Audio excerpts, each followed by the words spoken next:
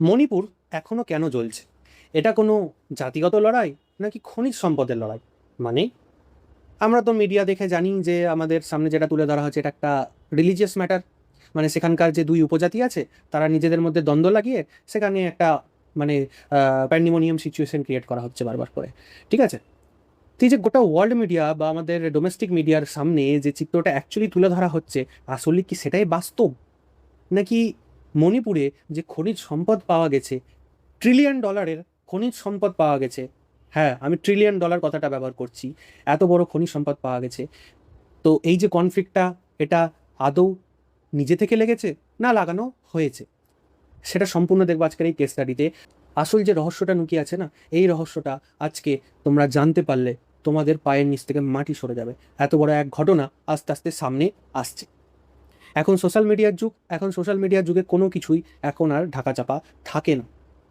তো প্রত্যেককে বলবো এই কেস স্টাডিটা সম্পূর্ণ দেখো এবং বোঝো যে অ্যাকচুয়ালি মণিপুরে যে হাজার হাজার মানুষ বাড়ি ছাড়া, আজকে তাদের পুরো গ্রামকে গ্রাম আগুনে জ্বালিয়ে দেওয়া হয়েছে, এটা কি সেখানকার বাসিন্দারা নিজেদের মধ্যে কনফ্লিক্ট করে নিজেদের বাড়িঘর জ্বালিয়ে ফেলেছে, নাকি কোনো রকম প্রেসার ক্রিয়েট হয়েছে তাদের ওপর? বিষয়টা অনেক ডিপ, জানতে হবে আজকের কেস স্টাডিতে। মণিপুর কেন জ্বলছে, জাতিগত সংঘাত নাকি খনিজ সম্পদের লড়াই? পুরো বিষয়টা দেখি। মিডিয়ার বয়ান কি বলছে, যে মৈতি আর কুকিজো বলে যে সম্পদ আছে তাদের মধ্যে এক ধর্মীয় কনফ্লিক্ট চলছে, সেই কারণে সেখানে মণিপুর ইজ বার্নিং। এটা সবসময় মিডিয়ার সামনে তুলে ধরা হচ্ছে। ঠিক আছে, ভয়াবহ পরিসংখ্যান দেখো কি বলছে। মে 2023 থেকে এখন টিল ডেটা কি বলছে, 260 জনের বেশি মানুষ এখানে প্রাণহানি হয়েছে। এটা সরকারি ডেটা। বেসরকারি ডেটা ওয়াইজ বলছে হাজার হাজার মানুষ এখানে প্রাণ হারিয়েছে, হাজার হাজার মানুষ। 70,000-এর বেশি মানুষ এখানে বাড়ি ছাড়া হয়ে গেছে। 5,000-এর বেশি বাড়ি এখানে জ্বালিয়ে দেওয়া হয়েছে, আগুনে জ্বালিয়ে দেওয়া হয়েছে। 60,000-এর বেশি অস্ত্র উদ্ধার করেছে সেখানকার মিলিটারি। ঠিক আছে, তো এই যে এত বড় ধ্বংসলীলা, এটা কি শুধুমাত্র একটি সাধারণ গোষ্ঠীদ্বন্দ্ব? গোষ্ঠীদ্বন্দ্বই বলবো, কারণ সেখানে উপজাতিদের মধ্যেই লড়াইটা চলছে। এটা কি শুধুমাত্র গোষ্ঠীদ্বন্দ্বতে এত বড় একটা ভয়ানক ক্ষতি হবে? ভালো করে বুঝো আজকের কনফ্লিক্টটা। এখানে ইমেজটা একটু যদি ভালো করে দেখি আমরা, তাহলে এখানে আমরা ভালো করে বুঝতে পারবো। এটা হচ্ছে মাটির উপরের অংশ, যেটা আমরা পিকচারে দেখতে পাচ্ছি। ঠিক আছে, এই যে এই ছবিটা কি দেখতে পাচ্ছি, যে এখানে মানুষজনের মধ্যে কনফ্লিক্ট হচ্ছে, এখানে মিলিটারি অ্যাকশন নিচ্ছে, বাড়িঘর আগুনে জ্বলছে। ঠিক আছে, এবং মানুষ এখান থেকে স্থানান্তরিত হচ্ছে। অ্যাকচুয়াল ঘটনাটা একটু ভালো করে দেখো। এই যে গ্রামগুলো রয়েছে, যেখানে যেখানে কনফ্লিক্টটা হয়েছে, যেখানে যেখানে এই কনফ্লিক্টটা হয়েছে, সেই গ্রামগুলোর নিচে এখানে মিলিয়নস অফ ডলার, ট্রিলিয়নস অফ ডলারের রেয়ার আর্থ মেটেরিয়ালের সন্ধান পাওয়া গেছে। শুধু রেয়ার আর্থ মেটেরিয়াল নয়, প্রচুর পরিমাণে গ্যাসের ভান্ডার সেখানে পাওয়া গেছে। ইয়েস, এত বেশি বড় গ্যাসের ভান্ডার পাওয়া গেছে, যেটা দেশের কয়েক বছরে, আমাদের ইন্ডিয়ার কয়েক বছরে খিদে মিটিয়ে দিতে পারে। পুরো ব্যাপারটা বুঝতে হবে। এটা কোনো ধর্ম বা পরিচয়ের লড়াই নয়, এটা মূলত জমি নিয়ন্ত্রণের জন্য এক গোপন ষড়যন্ত্র, যার নিচে লুকিয়ে আছে প্রাকৃতিক গ্যাস এবং অমূল্য খনিজ সম্পদ। এই যে আমরা খবরে দেখছি সেমিকন্ডাক্টর ইন্ডিয়া তৈরি করবে, ভারতে বিভিন্ন কোম্পানির সাথে মার্জ আপ করে ডেটা সেন্টার, তারপর কি সেমিকন্ডাক্টর তৈরি হবে, মাইক্রোচিপ তৈরি হবে। এগুলো তৈরির জন্য তো প্রচুর লাগে, রেয়ার আর্থ মেটেরিয়ালসের দরকার হয়, যেটা কোটি কোটি টাকা দিয়ে বাইরে থেকে ইম্পোর্ট করতে হয়। কিন্তু এই মেটেরিয়াল যদি ভারতেই পাওয়া যায়, এই মেটেরিয়ালসের খোঁজ কি তাহলে আজকে হয়েছে? তাহলে ভারত সরকার এটাকে সিস্টেমেটিক ওয়েতে কেন নিচ্ছে না? অ্যাকচুয়ালি নয়, কনফ্লিক্ট হয়েছে 2010 সাল থেকে। ভালো করে দেখো পুরো ভিডিও। হাইড্রোকার্বনের জ্যাকপট কি বলছে, 5 ট্রিলিয়ন কিউবিক ফিট শুধুমাত্র মণিপুরেই পাওয়া গেছে, এবং প্রাকৃতিক গ্যাসের মজুতও মণিপুরে পাওয়া গেছে। কত? 5 ট্রিলিয়ন কিউবিক ফিট। এবং সব থেকে আশ্চর্যকর ফ্যাক্ট যেটা, 2.3 ট্রিলিয়ন কিউবিক ফিট, যেটা ভারতের বার্ষিক কনজামশন। মানে ভারত এক বছরে 2.3 কিউবিক ট্রিলিয়ন গ্যাসই কনজিউম করে, এবং শুধু মণিপুরে কিন্তু 5 ট্রিলিয়ন কিউবিক ফিট গ্যাস পাওয়া গেছে। তাহলে এখানে এই যে বিশাল খনি আগামী কয়েক বছরের জন্য সমগ্র ভারতে যে খিদা মেটাতে পারে, তার জন্যই কি মণিপুর বার্ন হচ্ছে? বুঝো ব্যাপারটা। এই যে এখানে ম্যাপের দ্বারা যদি আমরা বুঝি, ঠিক আছে, তামেনলং, কাংপোকপি, চুরাচাঁদপুর, ফেরজওয়াল, পেঙ্গুপাল সবচেয়ে ক্ষতিগ্রস্ত এই 5টি জেলা হয়েছে, এবং আশ্চর্যমূলকভাবে বার্নিংটা চলেছে এই 5টা গ্রাম, 1, 2, 3, 4, 5, এই 5টা গ্রাম সব থেকে বেশি ক্ষতিগ্রস্ত হয়েছে। এবং আশ্চর্যভাবে রক্তপাত ঠিক সেখানেই হচ্ছে যেখানে মাটির নিচে তেলের মজুদ পাওয়া গেছে। এবার একটু ইতিহাস দেখি কি বলছে। 2013 সালে কর্পোরেটের অনুপ্রবেশ হয়। 2013 সালে কর্পোরেটের অনুপ্রবেশ হয়, কিন্তু 2013 সালে যে অনুপ্রবেশ হলো, কার পারমিশনে হলো?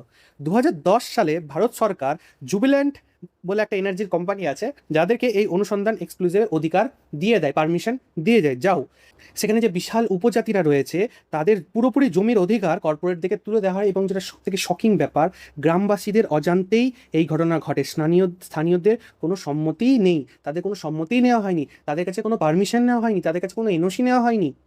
অথচ তাদের সেই জমির অধিকার 2010 সালে কিন্তু ভারত সরকার এই কোম্পানিটাকে পুরো মণিপুরেরই সেই আর্থ মেটেরিয়ালসের জমির অধিকার সেটা কিন্তু ভারত সরকার দিয়ে দিয়েছিল।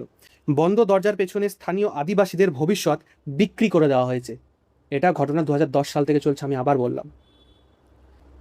মণিপুরের আইন এবং ভৌগোলিক সুরক্ষার প্রাচীর হিসেবে যেটা থাকে সেটাকে আমরা যদি দেখি, যে ইম্ফাল উপত্যকা আছে, যেটা মণিপুরের মানে মল্লি যেটুকুটা ডেভেলপড অন্তত আছে, সেখানে সাধারণ নিয়মে জমি কেনাবেচা করা যায়, যেটা ইম্ফাল উপত্যকা মণিপুরের 10%, ঠিক আছে।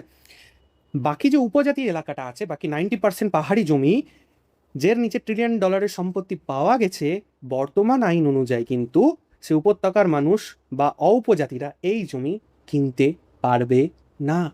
কত বড় একটা স্ট্র্যাটেজিক গেম।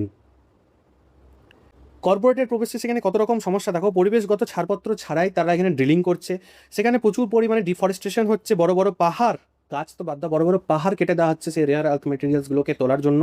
বিষাক্ত হয়ে যাচ্ছে সেই নদী নালা, জল, পুরনো ওয়াটার বডিসগুলো সব শুকিয়ে যাচ্ছে। এর ফলে ইকোসিস্টেমের পতন হচ্ছে এবং আদিবাসীদের সেখানে থাকা দুষ্কর হয়ে যাচ্ছে। পাহাড়ি আদিবাসীদের জঙ্গল নদী কেবল সম্পদ নয়, তাদের জীবন, তাদের এখানে জীবন, সেগুলো আর সেখানে আর এক্সিস্ট করছে না, আস্তে আস্তে নষ্ট হয়ে যাচ্ছে। 21 শতকে সোনার খনি, কি বলছি, ইন্দো মায়ানমার যে বর্ডার আছে, যে বেল্ট আছে, সেখানে উরখুল এবং মোড়ে পর্যন্ত বিস্তৃত এই অঞ্চলে যে বৈদ্যুতিক যান, ইভি, সেমিকন্ডাক্টর এবং আধুনিক প্রতিরক্ষা সরঞ্জাম তৈরির যে বিশ্বব্যাপী অত্যন্ত গুরুত্বপূর্ণ যে মেটেরিয়ালসগুলো দরকার, সেগুলো এই অঞ্চলে পাওয়া গেছে। কি কি দেখো, ক্রোমিয়াম, নিকেল, তামা, কোবাল্ট, প্ল্যাটিনাম গ্রুপ, যেটা বলছিলাম আমি ভিডিও শুরুতে, $1 ট্রিলিয়ন মেটেরিয়াল, সেগুলো হচ্ছে এখানে। শুধু যে গ্যাস পাওয়া গেছে সেটা শুধুমাত্র ভারতে যে খিদে মিটিয়ে দিবে সেটা নয়, যেটা আপকামিং দিন আজ থেকে 10-20 বছর পর যে গ্রিন এনার্জি তৈরি করছে ভারত, ইভি, সেমিকন্ডাক্টর, মাইক্রোচিপ, সেগুলোর জন্য এই মেটেরিয়ালসগুলোরই প্রয়োজন হয়, যেগুলো ভারতকে প্রচুর প্রচুর টাকা দিয়ে কিনতে হয়। ব্যাপারটা বোঝো এখানে ক্রোনোলজি। সবুজ শক্তির অন্ধকার দিক, 2040 সালের মধ্যে নিকেল ও তামার চাহিদা 200% হারে বৃদ্ধি পেতে চলেছে। আর নিকেল আর তামা তো সেই জমি নিচে পাওয়া গেছে। ভবিষ্যতে ইকো ফ্রেন্ডলি প্রযুক্তির কাঁচামাল লুকিয়ে আছে মণিপুরের জ্বলন্ত পাহাড়ের নিচে। যে পাহাড় আজকে জ্বলছে, সেই পাহাড়ের নিচে এই 200% হাইক হওয়ার জন্য যে মেটেরিয়ালসগুলো দরকার, সেই মেটেরিয়ালস সেই সাধারণ মানুষের বসবাস করা বাড়ির নিচে মানে সেগুলো জমে আছে। ভেতর কত বড় ঘটনা ঘটেছে, প্রায় 39 গোপন চুক্তি, যাকে এমইউ বলি, সে এমইউ সাইন হয়ে গেছে। কিভাবে? স্থানীয় আদিবাসীদের কোনো প্রকার অনুমতি ছাড়াই। উদ্দেশ্য কি? সমগ্র রাজ্যকে মাইনিং মনোপলি বা খনিজের একচেটিয়া ব্যবসার হাতে তুলে দেওয়ার এখানে প্রধান উদ্দেশ্য ছিল এই এমইউগুলো। কতগুলো? 39 এমইউ, সেখানকার গ্রামবাসীরা জানেই না। জমির মালিক অন্য কেউ, কিন্তু তা খোঁড়ার চুক্তি পেল কর্পোরেটরা। মানে তুমি যে জমির উপর থাকছো সে তুমি মালিক, কিন্তু তোমার জমি খুঁড়ে সেখান থেকে রেয়ার আর্থ মেটেরিয়ালস সেখান থেকে বার করবে কর্পোরেট কোম্পানিরা। এবং তার জন্য এতগুলো এমইউ পর্দার পেছনে কখন সাইন হয়েছে, কর্পোরেটদের সাথে ডিল হয়েছে, সেখানকার স্থানীয়রা কেউ কোনোদিন জানেই না।